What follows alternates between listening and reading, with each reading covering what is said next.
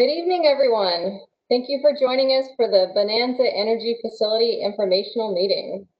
Tonight, we will be providing information about the proposed facility and the Energy Facility Siting Council review process. We will also provide an opportunity for public questions and comments. But first, let's introduce ourselves. My name is Katie Clifford, and I'm a Senior Siting Analyst with the Oregon Department of Energy.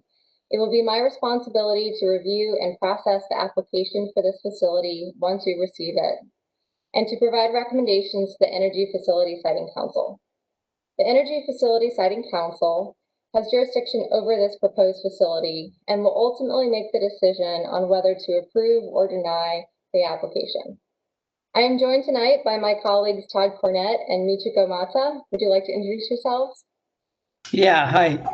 Welcome, everybody. My name is Todd Cornett. I'm the Assistant Director for Siting at the Oregon Department of Energy. So I manage the Energy Facility Siting Division. Happy that everybody's able to join us tonight in this this version of a public information meeting. So, we're, a couple things that you're going to hear from Katie tonight is we're at the very, very beginning of the process. And the public is in a very important part of our process. So we want to make sure that you recognize that we're here as a resource for you. So should you have questions, please feel free to reach out to me, to Katie, to Michiko. We're here to help you better understand how the process moves along and where there are places for you to participate in it. And then also, recognize that some people are going to be on the line today, some people may be on the phone. But we're recording this event, the webinar, so should you or anybody else want to go back and watch it, we'll post it to the project webpage, and it'll be available for anybody, at least for this phase of the process. And if you have any questions about that, again, please reach out to us. Otherwise, Katie will talk more about that as well. Michiko, would you like to introduce yourself? Hi, Michiko Mata. I'm the division assistant for the division. Tonight I'll be running the webinar. So this is new for everyone. So I just ask for patience and wait for the comment period, as it will take some time to navigate through anyone that's called in versus using the webinar. So other than that, I hope everybody has a good evening. Great, thank you both. And do we have any council members on the line? I do not see any, Katie. Okay. And then I'll hand it over to the Hecate team to introduce themselves. But before I do, I just want to let everybody know to preserve bandwidth. We won't have our cameras on at all times, so you may see those come on and off, depending on when it seems more important to be face-to-face. Okay, turning it over to Paul Turner.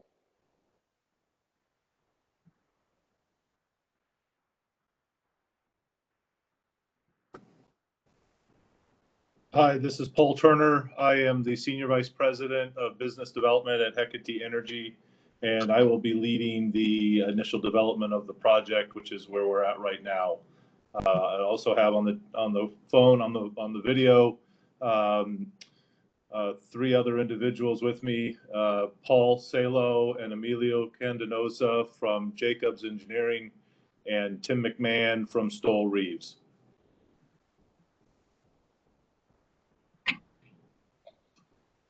Great, thank you very much, Paul. So a few logistics before we get into the presentations. Todd Cornett already mentioned a few of those, but I'll repeat just for everyone's benefit. This meeting will be recorded and posted on the website, along with a copy of the presentation slides.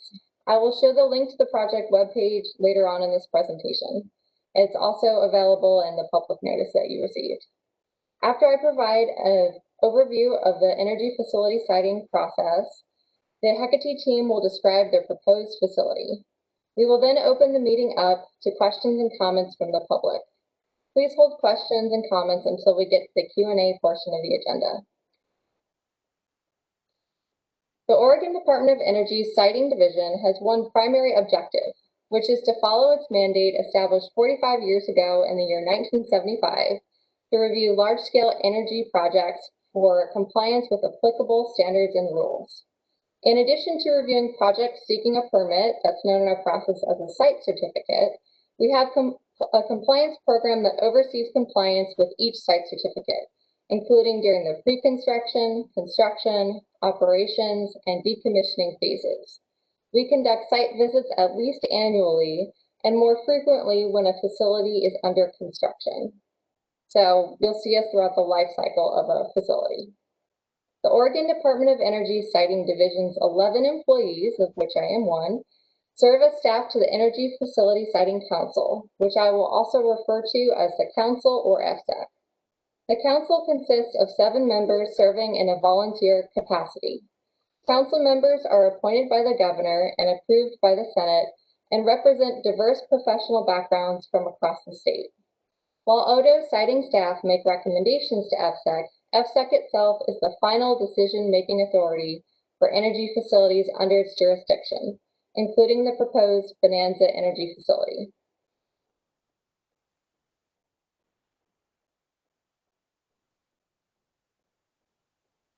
The FSEC process is a standards-based process. It is the applicant's burden of proof to demonstrate compliance with all applicable standards and rules. Every project has to meet the same 14 general standards, as well as some additional standards that apply to specific facility types. These standards incorporate local government and state agency requirements and include protections for fish and wildlife habitat, public services, land use, structural safety, and cultural resources, among other resources. FSEC cannot change the standards without undergoing rulemaking. For example, there is no air quality standard. If the council decides that all applicable standards are met, the council must issue a site certificate, much as the county must issue a permit if a proposal meets all local requirements. Neither the council nor staff can propose to put the facility in a different location. We must instead evaluate what is proposed by the applicant. The magnitude of what an applicant has to provide to document that they have met the burden of proof for each standard varies based on the type of project and the location of the project. For example, if a project is proposed in an industrial zone property in an urban environment, the fish and wildlife standard will likely be very easy to meet.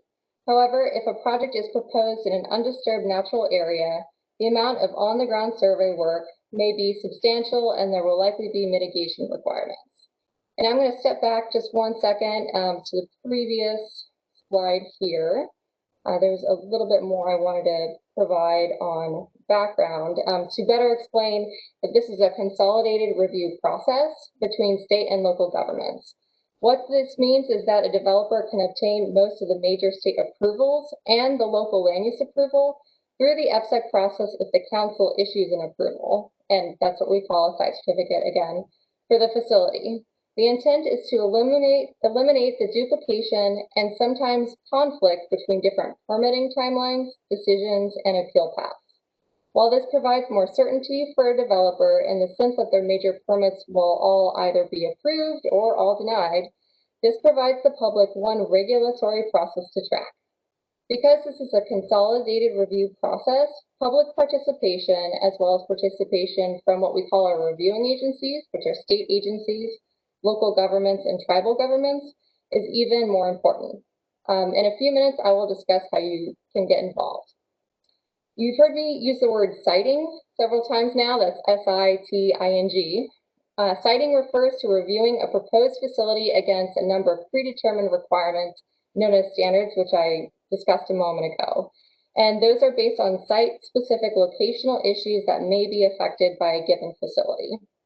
Please note that land acquisitions, land leases, and easements are outside of the FSEC process. So these are the standards as I showed you a moment ago. I'd like to emphasize that we are at the very beginning of the FSEC process. For those viewing the webinar, the first stage of this process, the Notice of Intent phase, is shown in red text. On August 7th, the developer submitted a Notice of Intent to the Oregon Department of Energy announcing their intent to apply for a site certificate for the Bonanza energy facility. The NOI provides basic information about their proposal, the permits the facility may require, potential impacts to various resources, and a list and map of properties that would be crossed by the facility or that would be located within 500 feet of the property crossed by the site boundary. At this time in the process, we are soliciting comments from the public and state agencies, local governments, and tribal governments. The public comment period closes on Thursday, October 29th. After we review all comments received, ODO will release the project order, so the second step here, and the project order will list the application submittal requirements and applicable statutes, rules, and standards. The applicant will then submit their application, the third step here, which we will then review in coordination with state agencies, local governments, and tribal governments. This process typically takes some time, as ODO will send the developer requests for additional information that the applicant must address before ODO determines that the application is complete. We will hold an informational meeting once the application is complete. And I just want to emphasize that finding the application complete is not the same thing as an approval. It is just a determination that we have sufficient information to use to develop the draft proposed order, which is the next step in our process. Based on the complete application, we will prepare the draft proposed order, and that contains our recommended findings of compliance or non-compliance in some cases with the siting standards, as well as the conditions we recommend that the council impose under each one of those standards. We will initiate another round of public involvement once we release the draft proposed order. This is a pretty important stage here for anyone interested in participating in this process. At the draft proposed order stage, there will be a public comment period as well as a public hearing. So there will be an opportunity to provide written comments and verbal comments to us and to the council. Persons who wish to contest the project must participate at this stage to be potentially eligible to participate in a contested case. So we'll come out and we'll talk with you again at the application completeness stage, and we'll explain in more detail what happens at the draft proposed order phase. But I just wanted to be clear that we have additional opportunities for public involvement coming up in the future, in addition to the open public comment period right now. The next step in the process after the draft proposed order is to develop the proposed order, which we will also release to the public. And that will contain changes to the draft proposed order based on the feedback we receive from the council, our reviewing agency partners, and the public. So at this point, those who commented on the draft proposed order may request party status in the contested case. Following the conclusion of the contested case, or if no persons request party status in the contested case, which is essentially whether or not somebody wants to contest our recommended findings and permit conditions, at that point, the council will issue its final decision on whether to approve or deny the site certificate. If the council authorizes the site certificate and the developer seeks to make any major changes to the facility in the future, the developer will need to request an amendment to the site certificate, and that in itself will initiate another round of council review and public participation. A bit about the project that we're here to discuss today. The applicant, Hecate Energy Bonanza LLC, submitted the notice of intent on August 7th, which announces their intent to apply for a site certificate for a solar photovoltaic, or solar PV we call it, generating facility. This proposed solar PV facility would be located in Klamath County, about a mile southeast of the city of Bonanza and about 21 miles east of Klamath Falls. The facility's generating capacity would be between 150 megawatts and 300 megawatts, depending on the solar module technology selected at final design. The solar array would be constructed on approximately 1,851 acres, so for a sense of scale, that's equivalent to 2.89 square miles, including related or supporting facilities, so additional components associated with the solar array. The total proposed site boundary would be 2,733 acres. For those of you viewing the webinar, the maroon outline in the upper portion of this slide shows the limits of the city of Bonanza. The proposed facility site is accessible via Highway 70 on East Langell Valley Road and Tier Lane. These routes would carry the majority of construction-related traffic. In addition to the solar array, the proposed facility would include electrical collector lines, inverters and transformers, an on-site facility substation that would connect to a 500 kV transmission line, which would in turn connect to a point of interconnection with the Bonneville Power Administration substation near Malin. There would also be an operations and maintenance building, service roads and gated access points, access roads and construction areas, as well as an up to 1,100 megawatt battery storage system.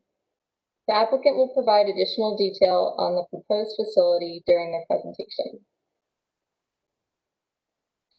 Now, a logical question is why the Oregon Department of Energy and EFSEC are reviewing this proposed facility instead of the facility being primarily subject to review by Klamath County.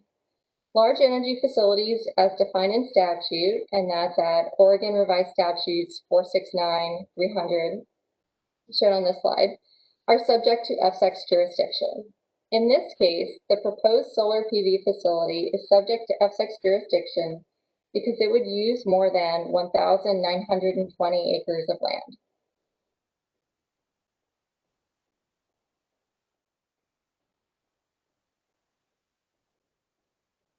In the EFSEC process, applicants may elect to undergo the local land use review process or seek a council land use determination.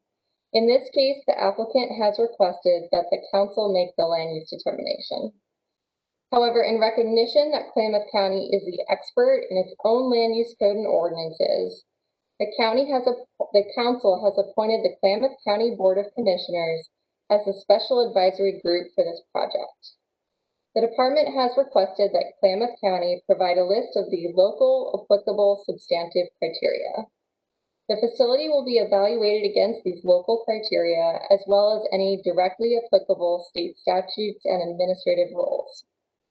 Because the facility would be located on a large amount of agricultural land, it will require a higher level of review under the land use process, and that's known as an exception to statewide planning goal 3. So as part of this process, they would need to request that the council review and approve an exception to statewide planning goal 3, which pertains to impacts to agricultural lands. This will be explained in more detail in Hecate's application and as well as the informational meeting on the complete application and in our draft proposed order.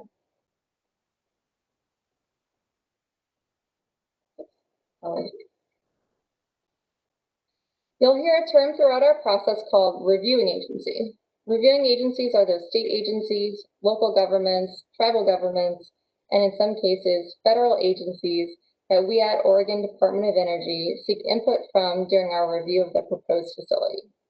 These agencies and governments help us determine what studies should be conducted, which permits are required, and what statutes, administrative rules, and government ordinances apply to the facility. We have reached out to each reviewing agency to solicit comments during this NOI phase, but we'll also continue to coordinate with our reviewing agency partners throughout review of this facility. While we're happy to receive any comments from the public and from reviewing agencies, what we're very interested in are comments that relate to specific resources. As part of the notice of intent, Hecate had to conduct desktop studies for resources within and near the site boundary using the specific distances shown on this slide. So, for example, Hecate currently plans to evaluate fish and wildlife habitat and land use resources within a half-mile of the site boundary. The half-mile radius is shown as the inner orange circle on this slide.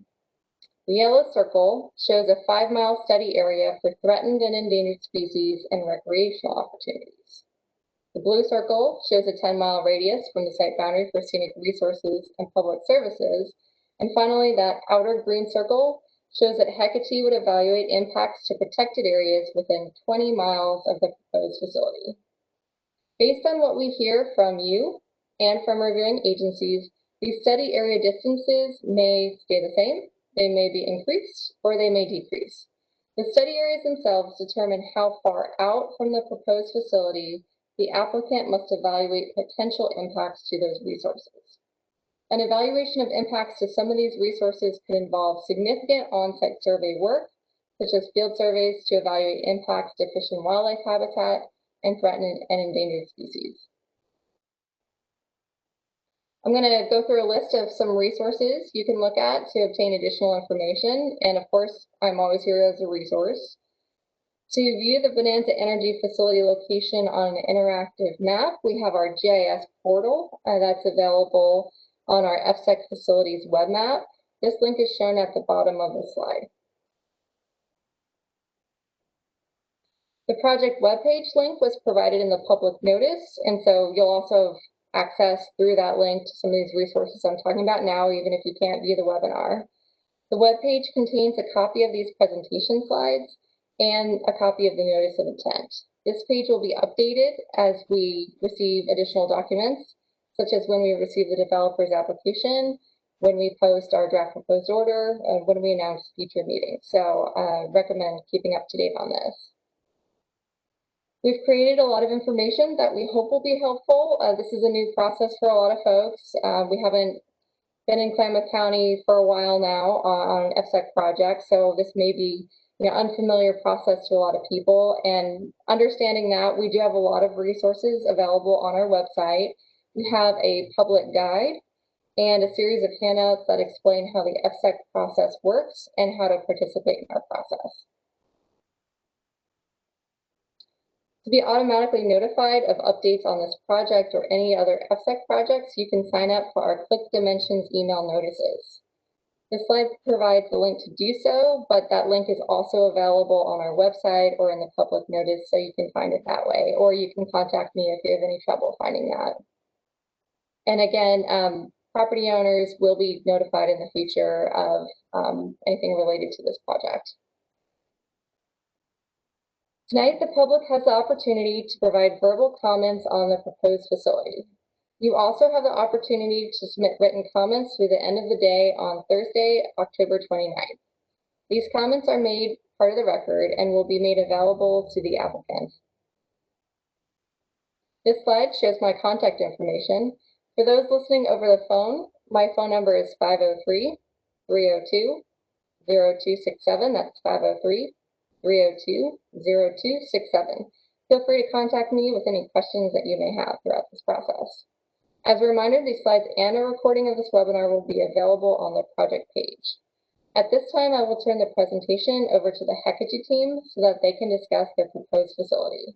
After that, we will open it up to questions and comments from the public.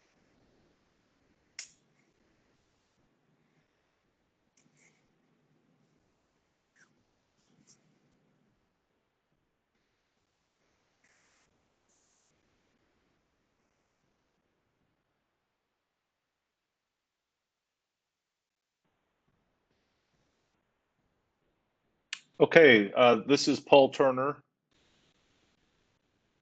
I'm going to go ahead. Can you see my video? Not yet, Paul.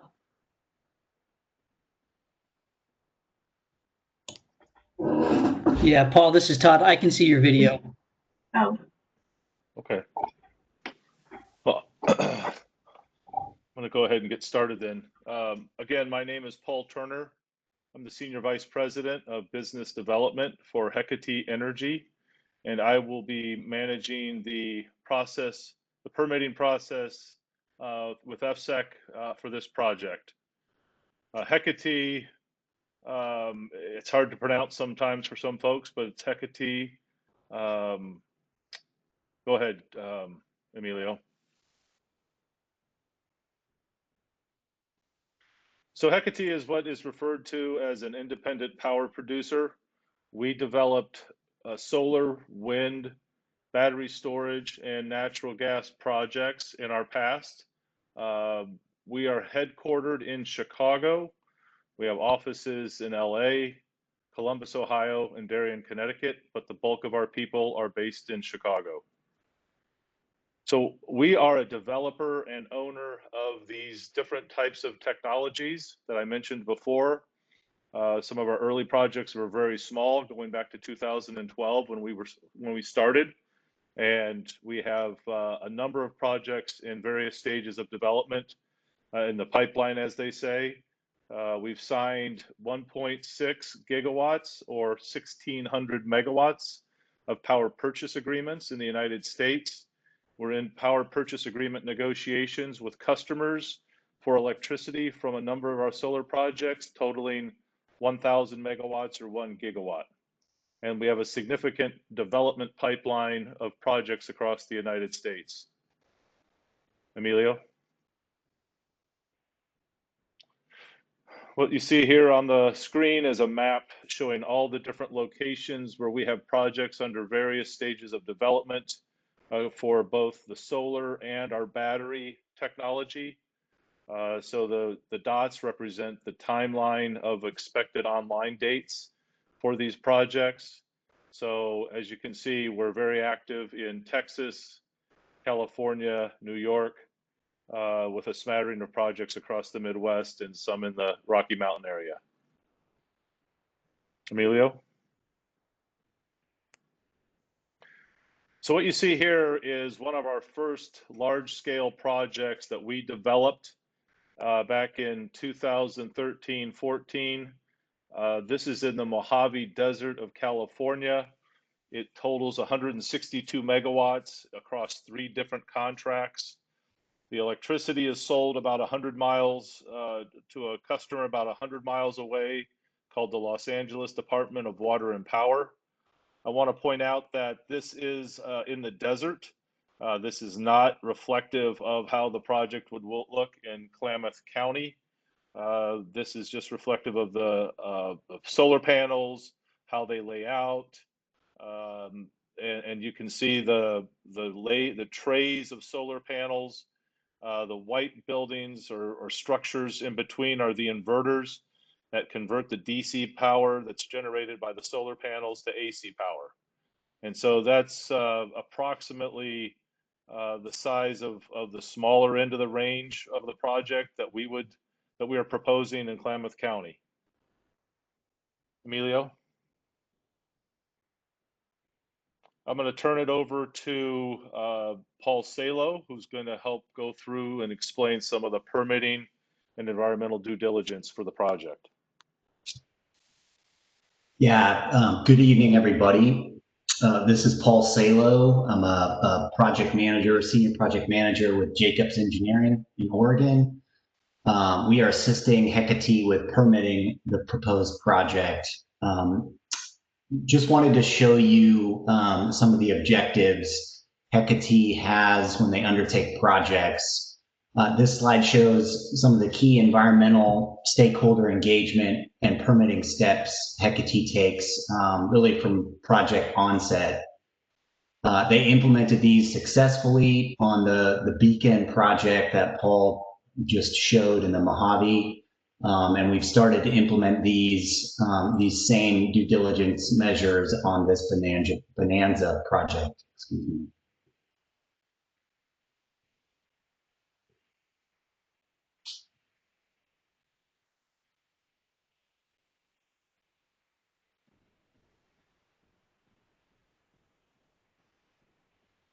Okay, Paul.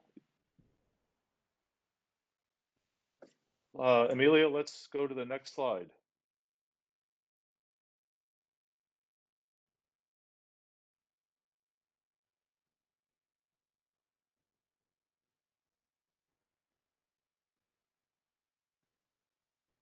So the Bonanza Energy Facility is a combination of solar and battery technology. This is reflective of what's going on in the market today for renewable energy and energy in general, is the need for not just intermittent renewables such as solar and wind, but also the need to be able to store the electricity in times of excess generation so that it's available at other times when it's needed the most. And that's where the battery technology has become a big part of these types of projects. The range that we're applying for on the solar side is 150 to 300 megawatts. And that's the range reflects the fact that the initial site plan has been done, but the final site plan and land use has not been completely identified. that process is being developed right now in terms of how many acres of land and what modules we'll be using when the project is built. The capacity of those solar modules will reflect and impact the range of megawatts that we use. The battery storage is an integral part of these projects, as I mentioned, capable of delivering the energy when the wind isn't blowing and the sun isn't shining. There is a big concern as so much of the dispatchable capacity from coal and gas is being retired by utilities across the United States. Pacificor, one of the big utilities in Oregon, has announced a number of coal plant retirements in Wyoming. And so the battery becomes sort of a replacement for that capacity and makes the grid and the deliverability of energy more reliable. As has been mentioned, the point of interconnect is at the Captain Jack substation, which is one of the major substations located in Oregon on the 500 kV system that runs up and down the coast from basically the Columbia River to down as far south as Los Angeles. Emilio? So the map is an attempt to sort of show the location of the project relative to the town of Bonanza, the town of Klamath Falls. The yellow, I'll call it the tail, the line that runs down from the project site is the transmission line or the gen-tie line corridor that runs down to Captain Jack. And so it's just trying to show, and it's not actually to scale, but we beefed it up a little bit to show where it stands out and how it runs down from the project site to Captain Jack to the south. Emilio? And then zooming in, you saw this slide earlier. Again, the gen-tie route isn't reflective of the 150-foot wide corridor that is the normal width of an easement to go from the project site down to the Captain Jack substation. So the proposed site, as we've talked about before, is in the green, and then the proposed battery storage area is in the crosshatched area in the middle of the green area. Emilio? So we filed the interconnection request with BPA to tie into the Captain Jack substation in 2014. In early agency and stakeholder outreach began in 2019. We received our facility study, which is the last part actually of the transmission study process that BPA goes through, and we just received that in October. As was mentioned, the biological surveys were completed in the spring of this year, and then we filed the notice of intent with FSEC in August of this year. And I want to point out that the technology for solar and battery is changing very rapidly. The capacity of modules goes up every year. The size of the footprint for battery storage goes down every year. What we've reflected in terms of the footprint for this project, both on the solar and the battery size, is reflective of current technology, maybe looking a little into the future, but we really won't know the true size of the footprint of the project, the size of the buildings.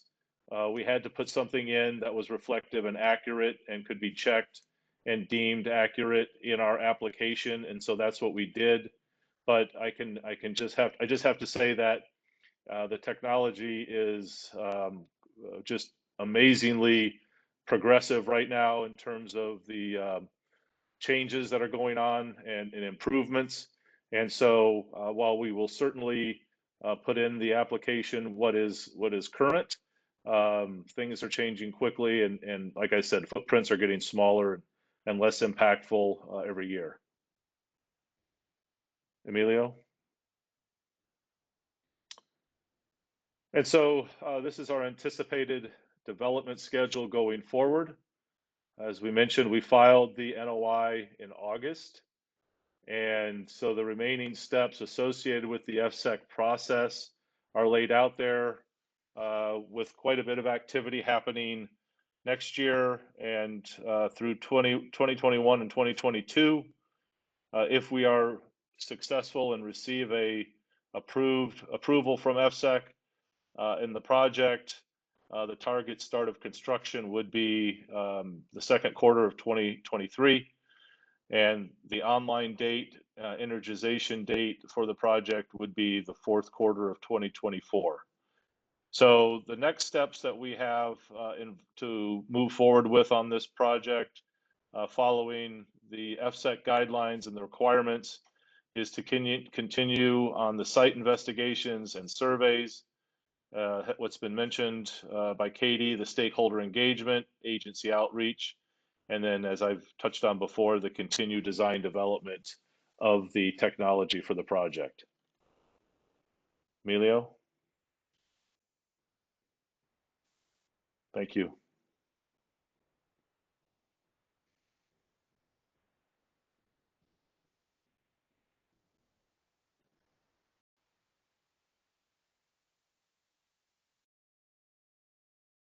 All right, is that all from the Hecate team? Paul, Emilio, or Tim, anything that you'd like to add to what we just went through for the project? Nothing from Tim.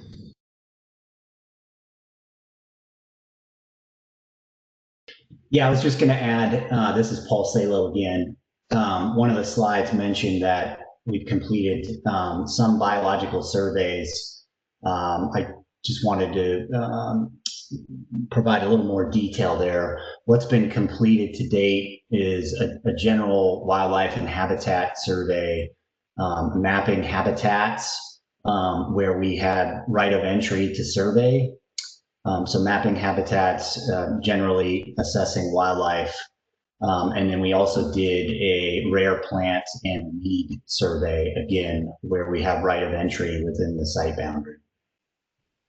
And that's what's been completed to date. Great, thank you all very much. So we're now moving on to the question and answer and public comment part of this meeting. And I'm going to rely heavily on Michiko to help me out to determine who's available on the Webex webinar that wants to give questions or comments, and then who's available on the phone. So we'll start with the webinar. Yes. So if you are participating via the webinar, there's a feature that you can use to raise your hand. So if you would like to make comment, please use that feature now. And so Michiko is going to take a look and see how many people have used the raise your hand feature on the Webex webinar. And then we're also going to get a sense of how many people are on the phone to determine if we need to establish any time limits to make sure that everybody has an opportunity to ask questions and provide comments. So Katie, at this time, nobody on the webinar has raised their hand. Okay. So I'm going to move on to the phone, but if somebody raises their hand in the meantime, we can go back to them. Sounds great. Thank you. So I'm going to go one by one because there's so many of you on the phone. If I unmute all of you, it's going to create madness. So the first in line is Amanda. Amanda, would you like to make?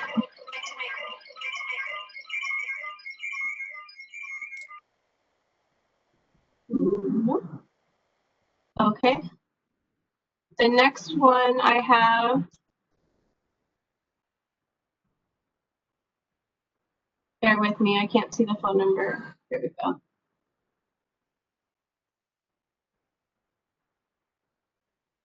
Okay, caller on the line that has a phone number that begins with 570-419. Would you like to make comment?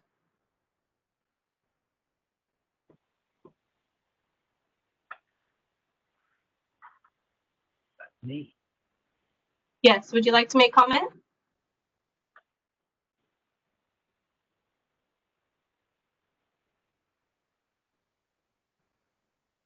Okay.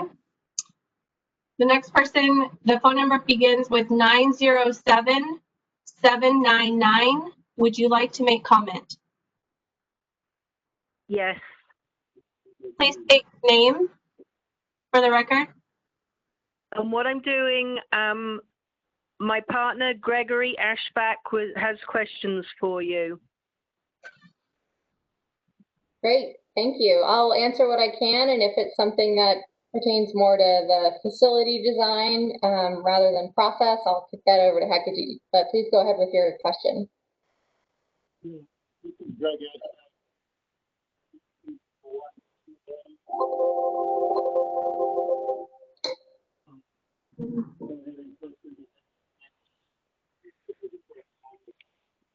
I'm sorry, so I'm having a really hard time hearing you. This is Greg Ashback, 6201 Lane. Gregory, are you calling from are you on speakerphone? I'm not. Okay, it's just really difficult to hear. Well, let me take phone without see if it's better, because two different phones. We're having trouble with phone and internet. Oh, I hear So you. I'm on Allison's phone now. Is this That any sounds better? so much better. Yes. I'm on Allison's phone now. Is this any better? Yes, thank you. Okay, yeah, this is Greg Ashback at 6201 Tier Lane. And I don't have any questions, I just have comments. And if this is the appropriate time, I can get to them. Yes, please go ahead. Thank you. Yeah, thank you. My biggest concern is we're against this project because our property be in the middle of the island that they're going to create for this industrial project. I don't understand the timeline. We got a letter on September 30th, dated September 29th. It might have been dated September 28th. No, it was postmarked September 28th. We have 30 days to compile our response, research or response. They've had years, the applicants had years to compile their application. It doesn't make sense to me that we get such short time to respond. The other thing is this is EFU property, zoning for all the property. I don't understand why they want to put a project, industrial project in an area, put it next to other industrial properties. I don't understand why you want to make islands throughout the county, throughout the state of Oregon. When does it stop? It doesn't make sense to me for islands. And we're completely surrounded with this project. It's wrong. The fence is too high to let wildlife through to our property. We bought it in December 2019 for the area, what's used in the area. If we wanted to live downtown somewhere in an industrial area, we would have bought there. I don't think it's a proper area for this project. I think for now, that's all I have. I'll be sending in a letter with quite a bit more on it. Thank you very much. Great. Thank you so much for your comments. We look forward to receiving your written comment. And then I'll also make a note of concerns about the length or shortness of the comment period. Okay, person on the phone is 541-545. Would you like to make comment? What was the last numbers? I don't know if that's me. It is. Oh, okay. We are actually Greg and Maureen Thomas. We're at 6516 Tier Lane. And we have obviously concerns.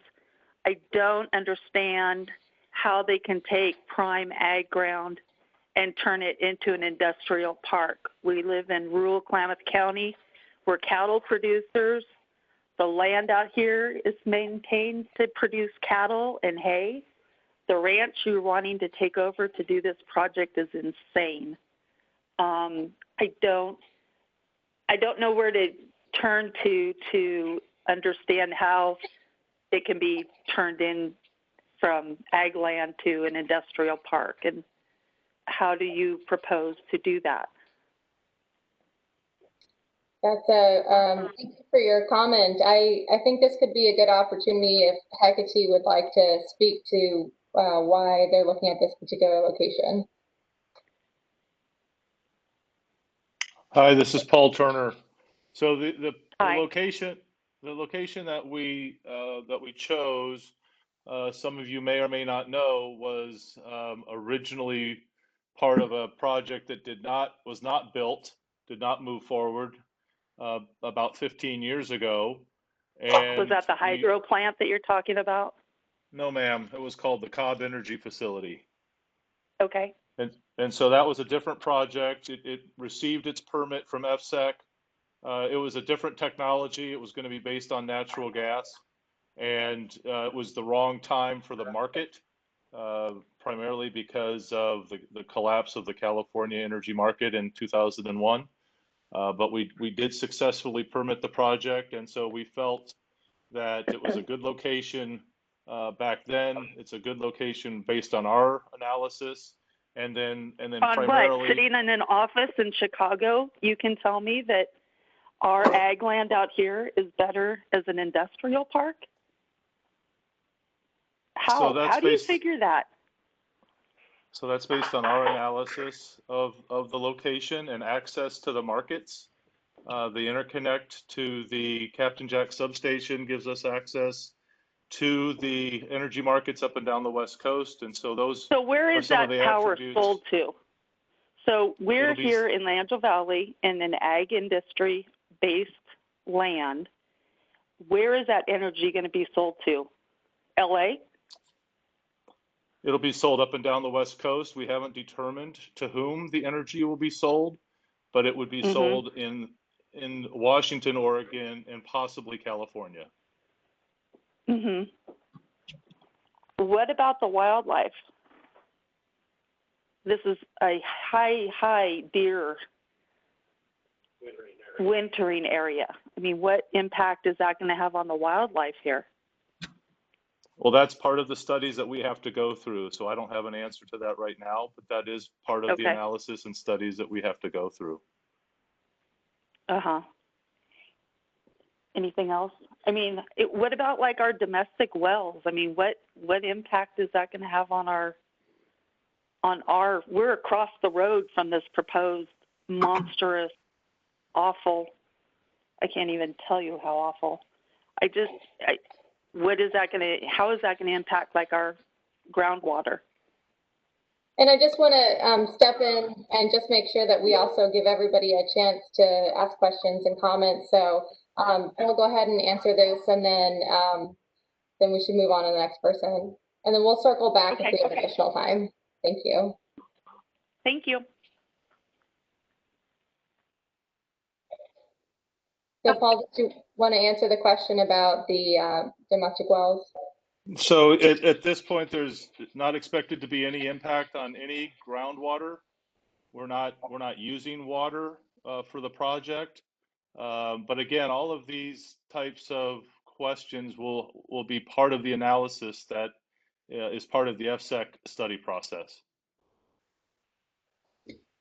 Katie, I was just going to add in terms of water, some water will be needed for construction. For example, forming concrete, and that is all described in the notice of intent.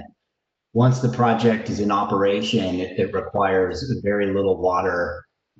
Really, the only need for water is periodic washing of the panels themselves. Great, thank you. Yeah, and this is all, I think also gets to the point that it's really great to have folks participate early on in the process. And again, I want to emphasize this is the very beginning of the FSEC process. So it hasn't been going on for a long time before we reached out. We received the notice in August and sent the comments out once we had a final list to send the notifications to. So this information that we have from Hecate is understandably in the preliminary phase, and they'll be working on more details as they go forward in the process.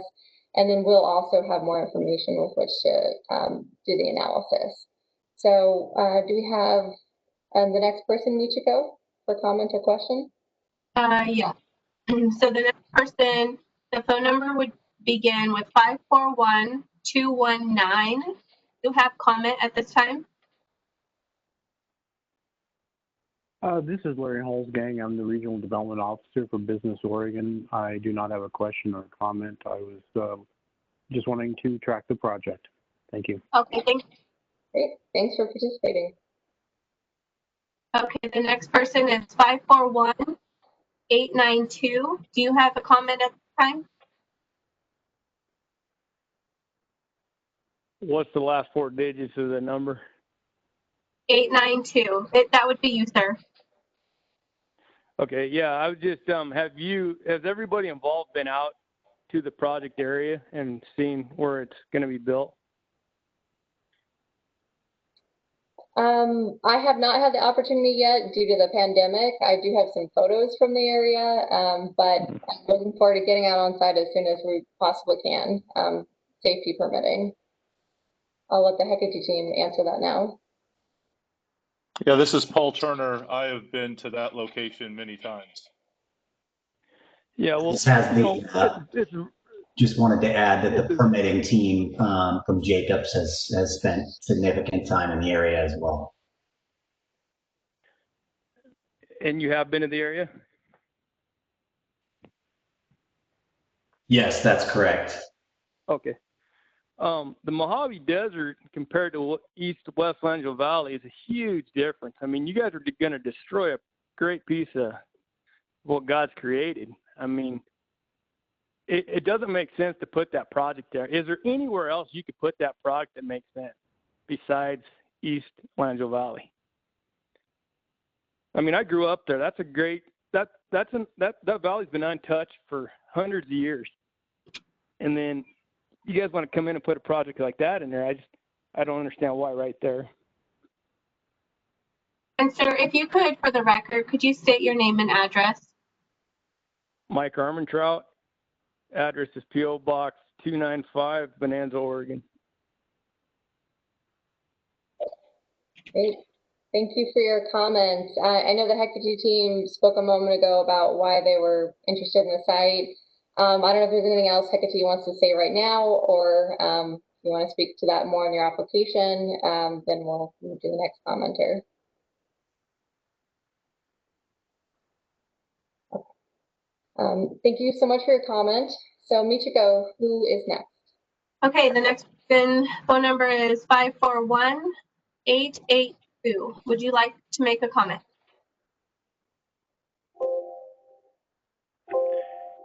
If that's me, this is Randy Cox with Klamath County Economic Development Association. I typed the question in, but I'll go ahead and ask it. What is the estimated investment of this proposed project? Right. Paul Turner, I'll turn that over to you. Hi, Randy. Paul Turner here. That's a great question. I don't have a definitive answer because the site and the project hasn't been fully defined yet. As the market comes in and helps us understand what they're looking for in terms of the amount of energy from the project, but it's easy to say that it's in the hundreds of millions of dollars for the solar project alone, and a comparable amount for the battery system. So to say it's 300 million plus is a very safe number to quote at this point. Thank you, Paul. Thank you. Who's next on the line, Michiko? Okay, the next person, phone number begins with 971-600. Would you like to make a comment?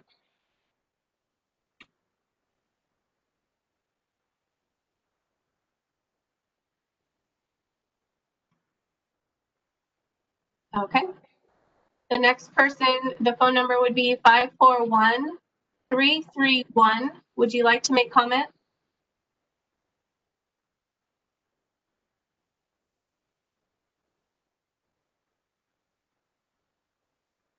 Okay, the next person is 541-332. 363, would you like to make a comment?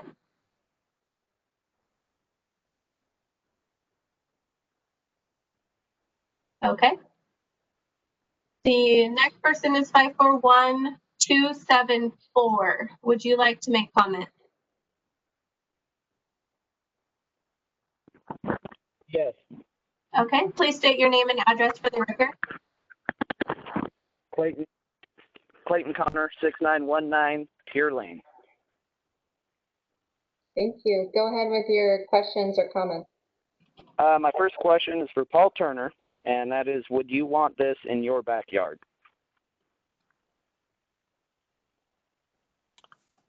Well, I understand your concern. I can see where it's something that is difficult to accept. I live in a city, so I'm surrounded by large facilities already. So I can't say what it's like to live in the Langell Valley area, but for me, I live in a large city already. And you've already commented you've been out here numerous times, so you know what it looks like.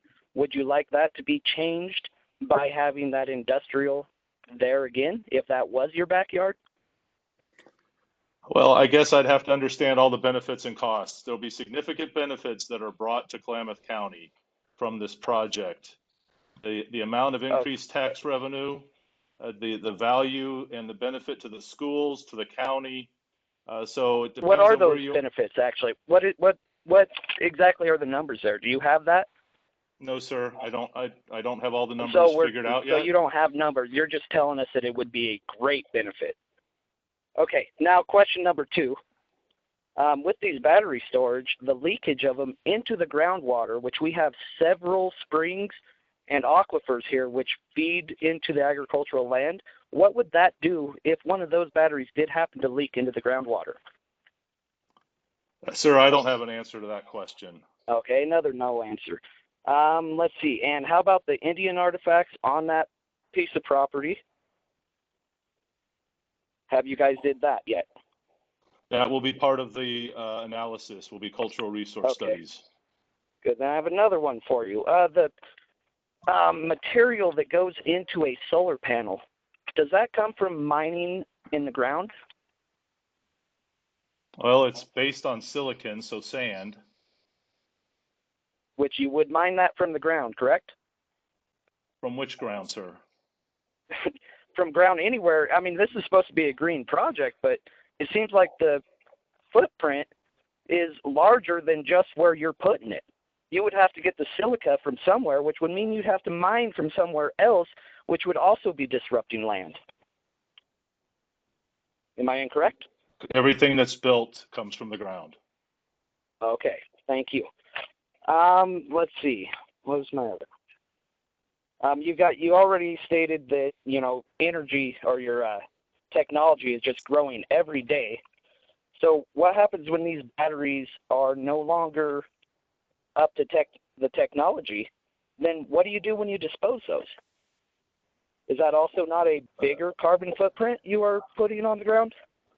I don't have the answer to that question. Okay, Well, another no answer.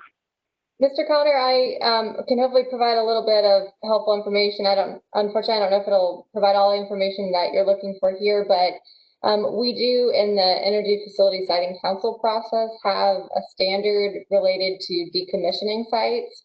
It's called our Retirement and Financial Assurance Standard, and that requires that the developer provide the council with a bond or letter of credit in an amount that's sufficient to restore the site. And so there is less of a concern of what will happen in the future because there will be that financial assurance to restore the site. Okay. So then I guess I'll end on a comment, and I am 100% opposed to any project like this taking place anywhere in Southern Oregon. If you want to feed the cities with green energy, then go ahead and tear down half your city and put the green energy right there. Thank you. Thanks so much for your time. Okay, the next person we have is 541851. Would you like to make a comment?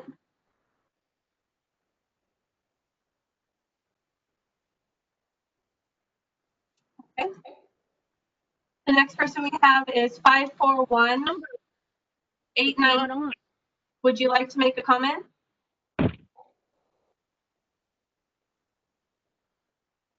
Hello, is this 892-2792? Is this the number? Well, unfortunately, I can't see the rest of your phone number, but I can hear you. Okay, well, okay, then it's me. My name is Tanya Pinkney. Please state your name and address for the record. All right, Tanya Pinkney, 37150 Jones Road in Bonanza.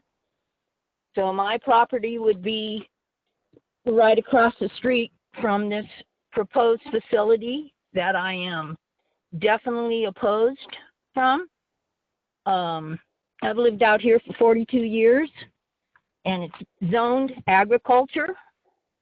The land that you're proposing to put this on is proposed agriculture and forest.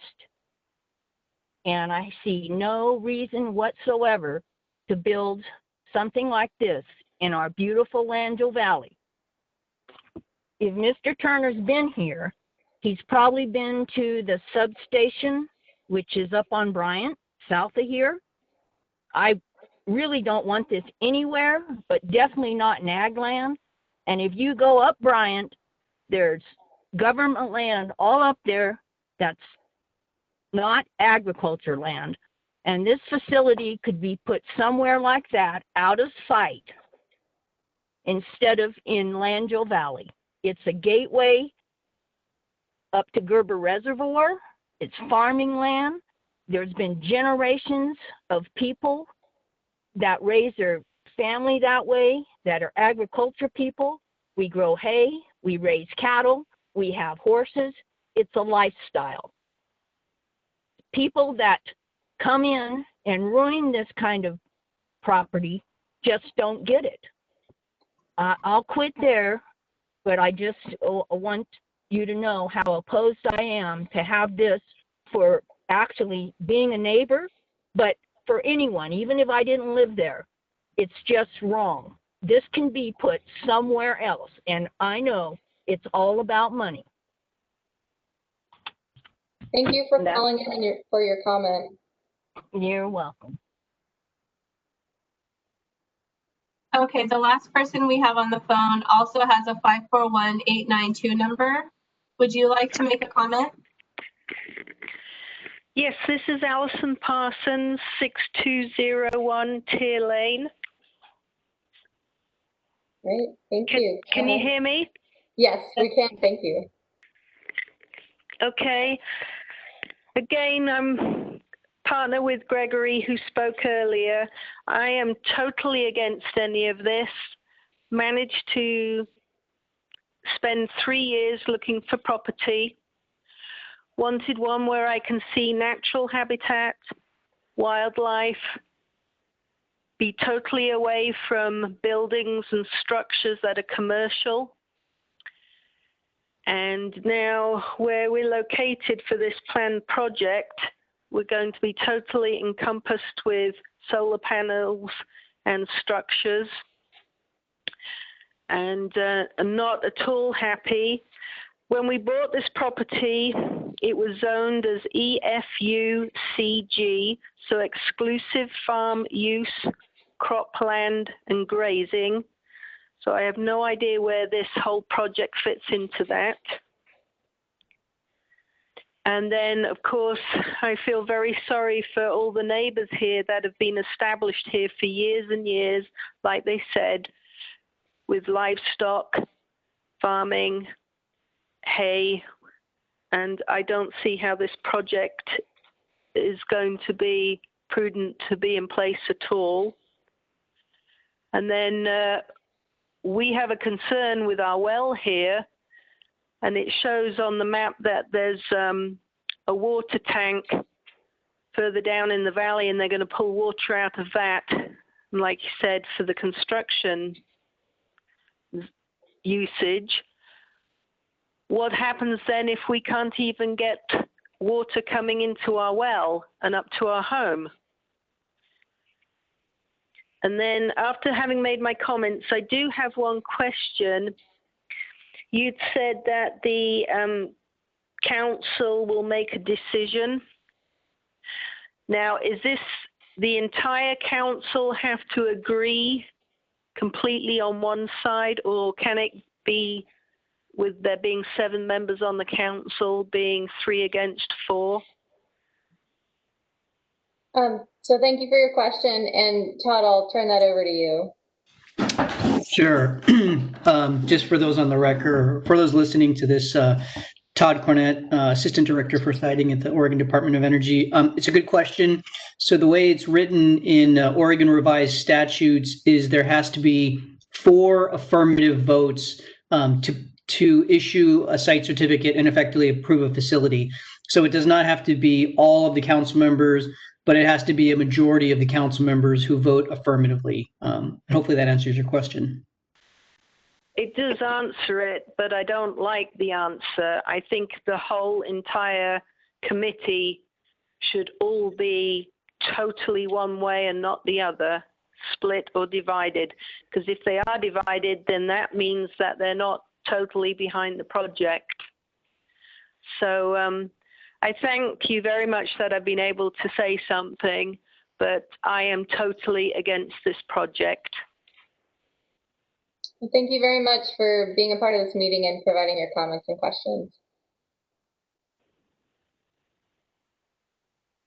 Okay, so I'm going to go back to everyone that is on the webinar and ask you to raise your hand. And how you do that is you hover your mouse over the bottom of your screen where a bubble will pop up that you can open a participant panel.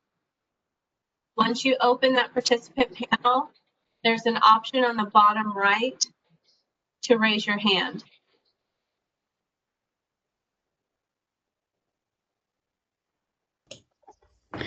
Michiko, it might be easier just to do the same thing that you did with the people on the phone, is just unmute people one by one and ask them if they want to comment. Okay. Okay, Derek the Great, would you like to make a comment?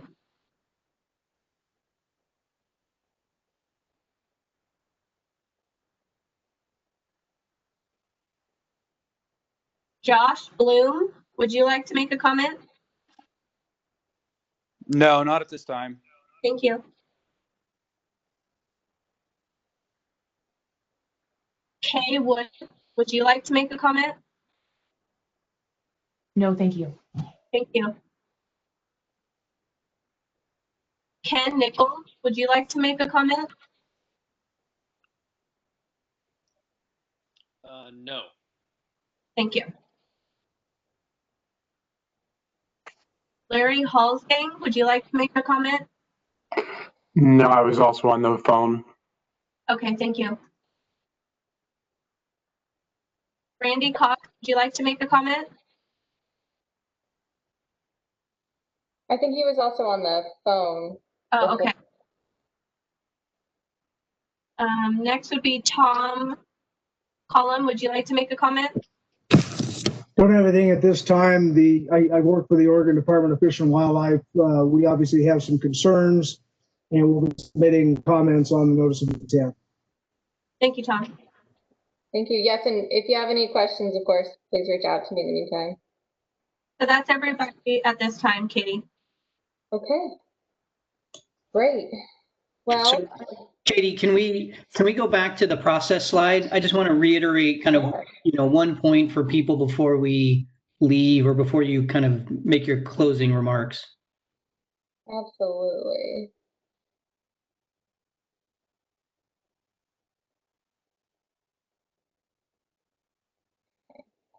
Yeah, perfect. That's exactly the one. So again, I want to thank people for taking the time, to call in or join the webinar. We really appreciate your time. Everybody's busy. We understand that. But I want to go back and kind of reiterate that, we're at the very beginning stages. And so the comments and the questions that we heard are all very, very helpful and valid. And we encourage you to submit, if, other than what you've already done, if you'd like to submit those, more formally to us, we'd encourage you to do that. But as Katie had said, the next stage in the process is the project order.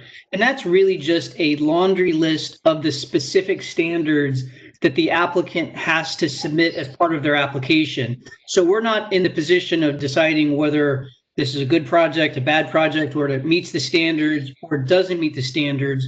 We're simply looking for input from members of the public, from the different reviewing agencies, to help determine what are the actual standards that this particular project has to meet in this location. So again, I encourage you to provide all of your comments related to water, agriculture, decommissioning, all of the good comments that we heard today. So we very much appreciate that. But again, I wanted just to reiterate kind of where we're at in the process, and that there will be, more opportunities to, raise issues, raise concerns, and, challenge either what the applicant says or what we as the department said. There's definitely more opportunities for that. So again, thank you for your time. And Katie, I'll turn it back over to you. Thanks, Todd. Yeah, that's a great way to tie this meeting up. And I also want to say the same, that I really appreciate everybody taking the time tonight.